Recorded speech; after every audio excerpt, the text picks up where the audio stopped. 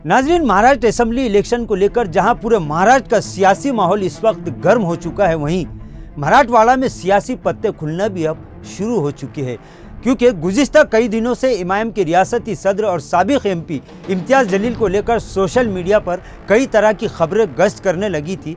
लोग कंफ्यूज थे कि आखिर इम्तियाज़ जलील और पार्टी सुप्रीमो असद ओवैसी अपने सियासी पत्ते कब खुलेंगे।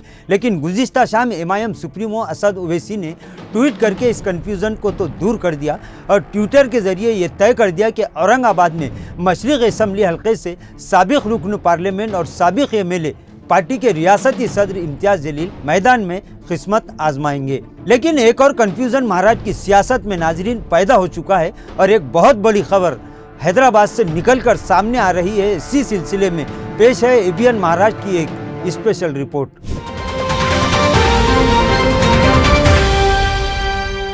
नाजरीन, साबिक रुकन पार्लियामेंट और रियासती सदर यानी मजलिस-ए-इत्तेहादुल मुस्लिमीन के रियासती सदर इम्तियाज़ जलील को लेकर महाराष्ट्र के अवाम में एक कंफ्यूजन उस वक्त पैदा हो गया था जब इम्तियाज़ जलील ने 1, 2 नहीं बल्कि 3 असेंबली हलकों से उम्मीदवारी फार्म हासिल किया था और तरह तरह की बातें, तरह तरह के दावे सोशल मीडिया पर किए जा रहे थे कि आखिर इम्तियाज़ जलील किस सीट से इंतखाबी मैदान में उतरने वाले हैं।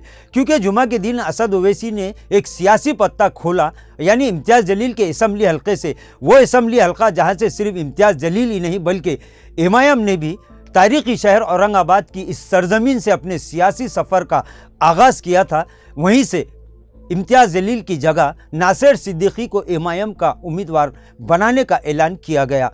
तभी से सियासी हलचल में इजाफा हो चुका था। लेकिन हमने एबीएन महाराष्ट्र के ज़रिए ये खबर गुज़िश्ता 2 दिन पहले नाजरीन आप तक पहुंचाई थी कि अब के मशरिक़ असेंबली हल्के से इम्तियाज़ जलील मैदान में उतरने वाले हैं। नाजरीन, अब ये बात के चर्चे भी चल रहे हैं और इस तरह के संकेत भी मिल रहे हैं कि जब पार्टी सुप्रीमो असद ओवैसी ने सेंट्रल असेंबली हल्के से नासिर सिद्दीकी की उम्मीदवारी का ऐलान ट्विटर के ज़रिए कर दिया है, तो फिर क्या असेंबली फिर साबिक रुकन पार्लियामेंट और पार्टी के रियासती सदर इम्तियाज़ जलील अब किस असेंबली हल्के से इलेक्शन लड़ेंगे? तो साफ वाज़ेह है कि अब इम्तियाज़ जलील मशरिक़ यानी पूर्व असेंबली हल्के से अपनी किस्मत आजमाएंगे।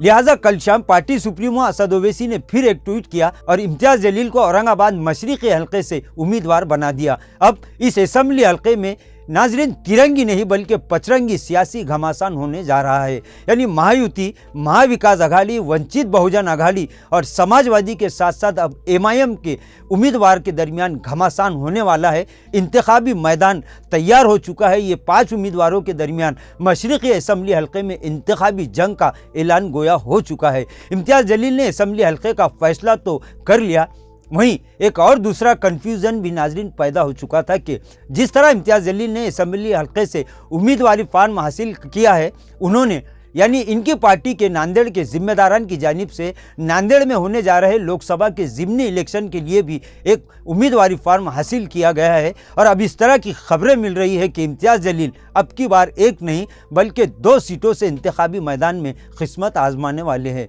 यानी वो assembly election Aurangabad Mashriqi assembly हल्के से लड़ेंगे, वहीं नांदेड़ से भी वो लोकसभा इलेक्शन के ज़िमनी चुनाव में मैदान में उतर रहे हैं।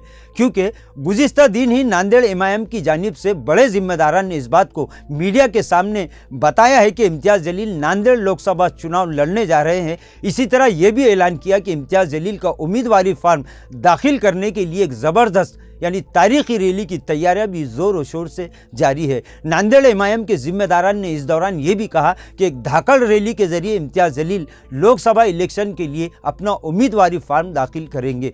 नाजरीन, अब इस बारे में पार्टी सुप्रीमो यानी असद ओवैसी की मुहर लगना बाकी है, लेकिन इतना तो ज़रूर है कि अगर ऐसा होता है तो एक नया सियासी समीकरण पैदा होगा। उम्मीदवारी फार्म भरने में अभी सिर्फ 2 दिन का वक्त बचा है। आइंदा 48 घंटों में सारी बातें और सारी पिक्चर से पर्दा उठ जाएगा वाकई कि क्या वाकई इम्तियाज़ जलील सिर्फ औरंगाबाद मशरिक़ी हल्के से उम्मीदवार होंगे या फिर वो नांदेड़ लोकसभा इलेक्शन में भी ज़िमनी चुनाव में हिस्सा लेने वाले हैं। लेकिन ये बात तो तय है कि नांदेड़ लोकसभा इलेक्शन के लिए एमआईएम का उम्मीदवार तो मैदान में ज़रूर उतरेगा, चाहे फिर वो नांदेड़ के अवाम इस बात को कबूल करेंगे या नहीं ये और बात है, लेकिन ये बात तो तय है कि नांदेड़ लोकसभा इलेक्शन के लिए एमआईएम का उम्मीदवार तो मैदान में रहेगा। चाहे फिर नांदेड़ के अवाम इस बात को कबूल करेंगे या नहीं ये और बात है, लेकिन जहां तक पार्टी की बात की जाए तो एमआईएम की जानिब से फैसला सिर्फ ये आना बाकी है कि उम्मीदवार इम्तियाज जलील रहेंगे या फिर एमआईएम की जानिब से कोई नया चेहरा